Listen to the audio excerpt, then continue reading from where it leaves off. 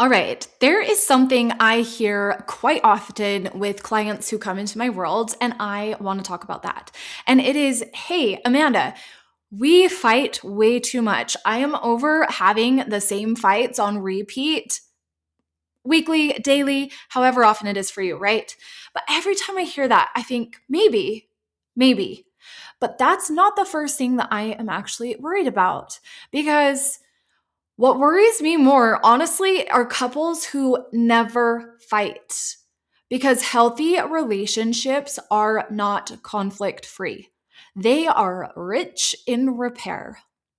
So we've been sold this idea that if you find the right person, conflict would just disappear. We see this a lot in movies. We see it in shows where relationships are just supposed to be like happy and blissful and just skills and roses and sunshine all the time. And that is simply not the case.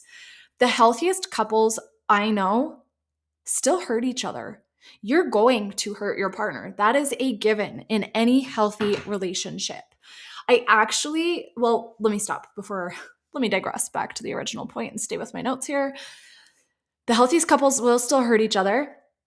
They will still misunderstand each other. They will still disappoint each other, but they know how to come back to connection. I had a call with a girl the other day who ended up jumping into my membership. And one of the things was, she was like, there's nothing wrong in my relationship. My relationship is great. And I was like, okay, tell me about it. And then she starts talking about her husband stonewalling and how she feels very alone and all of these different things. So now I'm like, okay. She did say previously, actually, I missed this part too, we never fight. And so I was like, well, the healthiest relationships aren't those that never fight. So, like, tell me about when you do fight, what does it look like? And then she got into the nitty gritty, and I was like, okay, this is a real relationship where they are in it.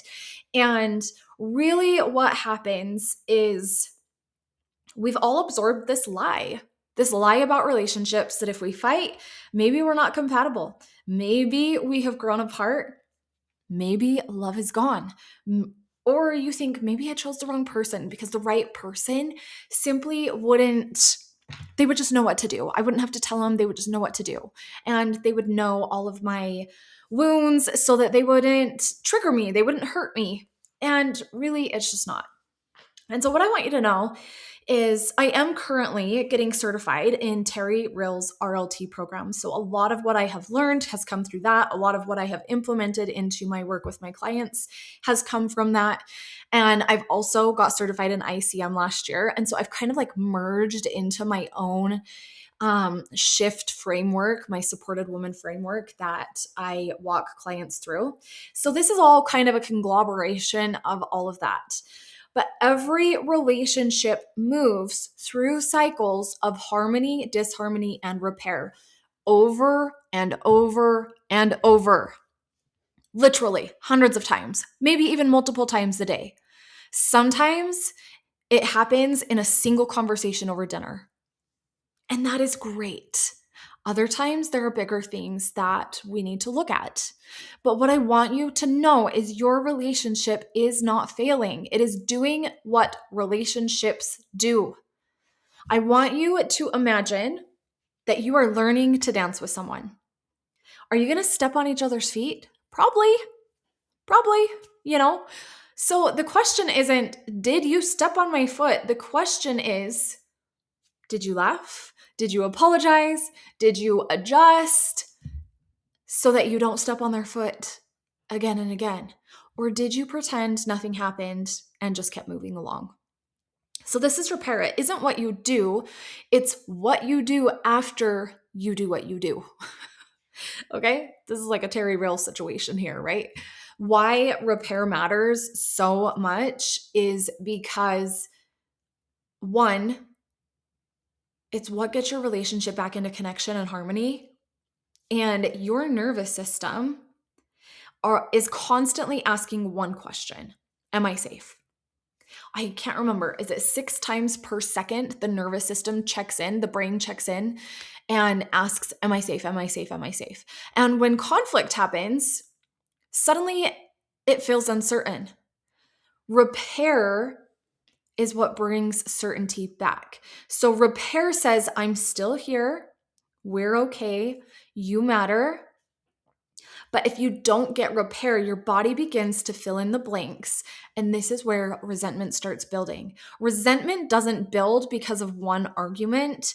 It's like 100 tiny paper cuts that never got cleaned up, right? Like 100 moments that never got cleaned up. Resentment does not happen overnight. Okay, resentment happens over dishes, the eye roll, the forgotten text, the interrupted conversation, defensiveness, responding with defensiveness, scrolling the phone, criticizing, all of the things, right? We all have this in our relationships. It's all in our nature. And we all have different dances that we do, which is really just like the adaptive child. I've talked about this quite a bit, but it's like your inner 9-year-old. She has certain behaviors that when she's feeling unsure in the relationship and you are not in your wise adult, she has these behaviors that she does just as your husband, and she'll perform one of these behaviors because as a child, that's what kept her safe. But in a marriage, it destroys the marriages. So none of these small things end marriages, but when they build up and there's no repair, like what happens after you do the thing? What happens after you forgot to text? What happens after you got defensive in a conversation? What happens after you've been scrolling your phone and your wife feels really alone? That's what's the issue here. And so I want to introduce this like steering wheel metaphor because I love it. This is something that I heard in Terry's program from one of the other coaches in there. And I loved it. And I'm going to teach the whole thing to you next week. But it completely changed the way that I think about repair. And it is about the steering wheel. And once you hear it, you're never going to look at conflict the same way again. And so next week, I will be bringing that to you. And so if you do want to take one thing away from today's episode, I just want you to know that it is healthy couples don't stay connected because they never hurt each other. We have got to get it out of society. We've got to get it out of the movies that a perfect relationship, he would just know what I need and he would do it and he would bring me flowers home every single week after work.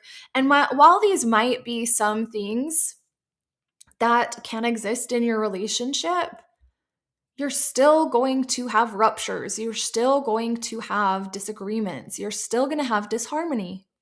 So over the next few weeks, I'm really going to start to teach you what repair is, exactly how to do it.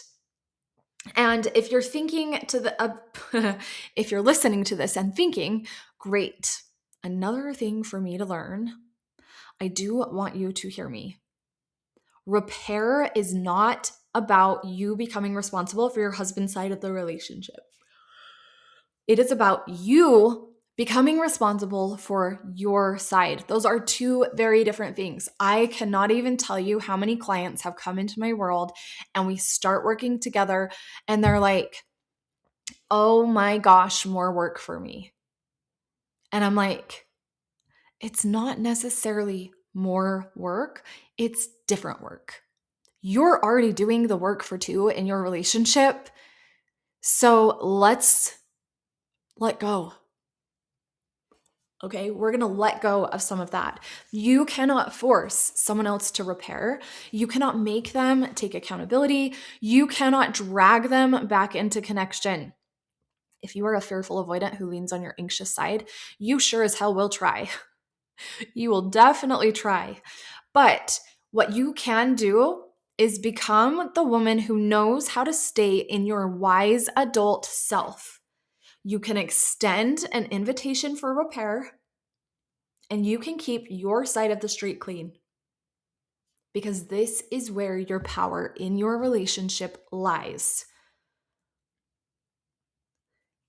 We are here to learn more relational skill, not more to do. So relationships are work, yes. We're going to take some things off your plate and just shift how you're showing up in your relationship so that you give your partner something different to respond to.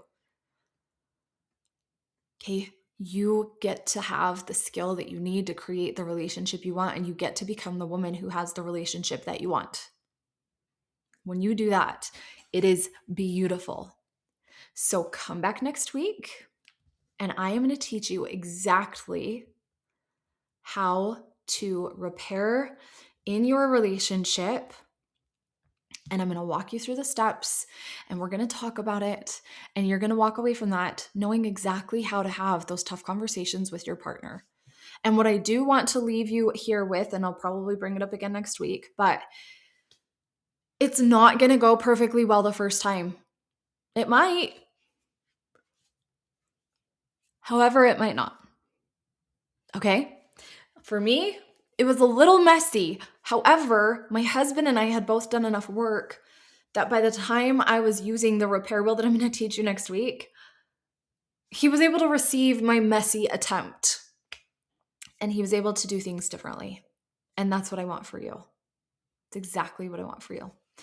So I will see you next week. If you do want to learn repair before then, you're like, I'm not waiting another week. I will drop the link to my repair guide in the show notes. I do have a repair guide. It's $9.99. It's an incredible deal. It walks you through the steps.